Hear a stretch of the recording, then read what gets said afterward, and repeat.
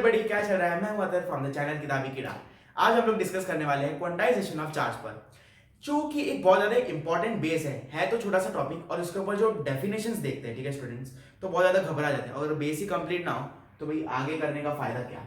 तो quantization of charge को समझने से पहले हम लोग समझ लेते हैं इलेक्ट्रिक चार्ज क्या। इलेक्ट्रिक चार्ज आपको मालूम है, 2 मिनट में खत्म करता हूँ, 2 मिनट नहीं 2 सेकंड में। तो इलेक्ट्रिक चार्ज मतलब क्या होता है, इज अ फिजिकल एंटिटी, ठीक है, जिसको हम लोग कहते हैं कि इसको हम लोग डिफाइन करते हैं डेफिशिएंसी या फिर excess of electrons in an entity body. जैसे कि अगर चार्ज बॉडी तभी होगी जब उसके अंदर या फिर एक्सेस इलेक्ट्रॉन्स होगा या फिर डेफिशिएंसी इन इलेक्ट्रॉन्स होगा, ठीक है। जैसे वो चार्ज बॉडी कब बने, जैसे 5 प्रोटॉन्स है और 7 इलेक्ट्रॉन्स है, या फिर 5 प्रोटॉन है और 3 इलेक्ट्रॉन है, तो एक्सेस और डेफिशिएंसी ऑफ इलेक्ट्रॉन्स को हम लोग डिफाइन करते हैं इलेक्ट्रिकल चार्ज। ओके, ये बहुत सिंपल था। अब नेक्स्ट आ जाता है टॉपिक जो ट्रांसफर ऑफ इलेक्ट्रॉन्स होता है, ठीक है, जिससे कि बॉडी को चार्ज बन जाती है, ठीक है। जब चार्ज करना होता है बॉडी का, तब उसके अंदर एक्सेस या फिर डेफिशिएंसी ऑफ इलेक्ट्रॉन्स होना ही चाहिए। तो जब वो जो चार्ज मतलब जो गिविंग अवे ऑफ इलेक्ट्रॉन्स होगा और टेकिंग अवे, तो वो एक प्रिंसिपल फॉलो करती है, और इसी प्रिंसिपल को हम लोग कहते हैं भाषा में, फिजिक्स की भाषा में, quantization of charge. Quantization of charge heading लगा दो सर जी। अभी तो मैं डेफिनेशन लिखाऊंगा, पर अभी देखना मत, मैं टुकड़े टुकड़े करके समझाऊंगा, डरना मत। The total charge acquired by a body is an integral multiple of magnitude of charge on a single electron।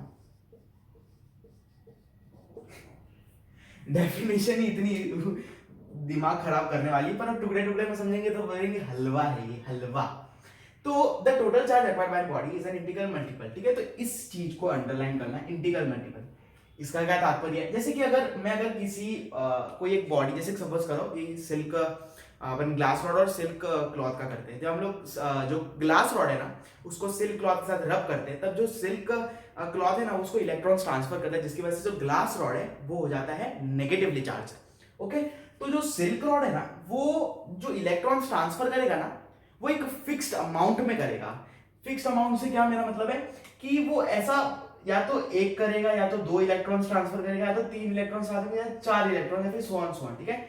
Integer number पे वो ट्रांसफर करेगा, ऐसे नहीं कि 2.5 उसने अभी ट्रांसफर कर दिया फिर बाद में वो करेगा 1.5, ठीक है। तो एक fixed amount, integral multiple, integral value पर वो होता है, ठीक है। इसका क्या फॉर्मूला है चार्ज का, Q is equals to n e. तो ये जो n है ना, वो हमेशा एक इंटीजर होगा, ठीक है, इंटीजर होगा वो हमेशा, और ये हमेशा का हमेशा फिक्स्ड अमाउंट में जाता है। ये फिक्स्ड अमाउंट वो मैंने समझा दिया, फिक्स्ड अमाउंट कैसे, यानी 1.5 नहीं जाएगा, 2.5 नहीं जाएगा, आधा नहीं जाएगा, ठीक है। अगर कोई दुकानदार से सपोज कर ले मार्कर है, ठीक है, दुकानदार से मैं मार्कर खरीदता हूं, तो वो मेरे को आधा तोड़ के नहीं देगा, या तो पूरा देगा, या तो 2 देगा, या फिर 3 मार्कर्स देगा, है ना। तो यही same to same principle quantization of, मतलब चार्ज जो गिविंग अवे ऑफ चार्ज है, इलेक्ट्रॉन्स है, इस पे ही है चार्ज का इलेक्ट्रॉन्स, ठीक है। तो यही है फिक्स्ड अमाउंट ऑफ जो इलेक्ट्रॉन्स ट्रांसफर हो रहे हैं, तो वही एक प्रिंसिपल है, इसको हम लोग कहेंगे एक प्रिंसिपल है, आखिरकार प्रिंसिपल है हम, ठीक है। तो बस यही टॉपिक था, ज्यादा समय आपको बर्बाद नहीं करूंगा। तो आई होप आपको ये टॉपिक समझ में आ गया होगा। चलो मिलते हैं नेक्स्ट ऐसे ही टॉपिक में, तब तक के लिए स्टे हेल्दी।